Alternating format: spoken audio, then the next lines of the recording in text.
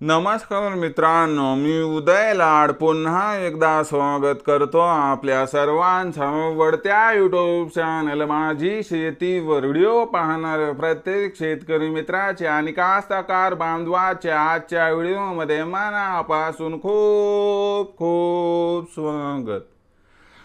मित्रांनो, thumbnail पाहितलं, title वाचलं हो मित्रांनो, सामान्य कास्तकार बांधवांचा सर्वात महत्त्वाचा सवाल की अखेर येत्या 72 तासांमध्ये राज्यात कुठे आणि किती पाऊस कोसळणार, हा तुमच्या मनातील सर्वात महत्त्वाचा सवाल आहे। हा माझ्या मनातील सर्वात महत्त्वाचा सवाल आहे।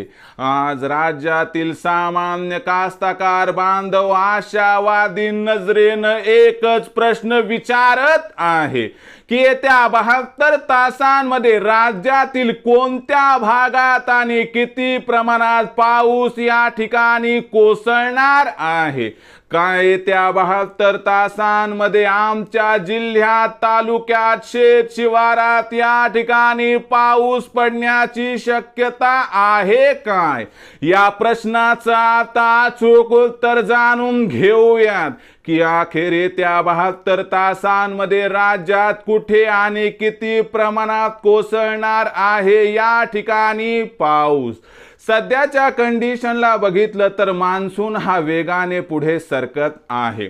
सध्याच्या कंडिशनला मान्सूनने पूर्ण गुजरात व्यापला आहे। मान्सून जवळपास मध्य प्रदेश या ठिकाणी व्यापत आहे। त्याचबरोबर बिहार, झारखंड, पश्चिम बंगाल, उत्तराखंड, उत्तर प्रदेश आणि त्याचबरोबर हिमाचल प्रदेशच्याही काही भागात मान्सून पोहोचला आहे। पण यामुळे झाले काय की बाष्प तिकडे ओढल्या जाते आणि म्हणून मित्रांनो आपल्या राज्याकडे मात्र या ठिकाणी पावसाचा कानाडोळा झाला आहे असं म्हणायला हरकत नाही। पण आनंदाची वार्ता आहे मित्रांनो की एकदा पुन्हा आपण बघितलं तर पोषक परिस्थिती निर्माण होत आहे।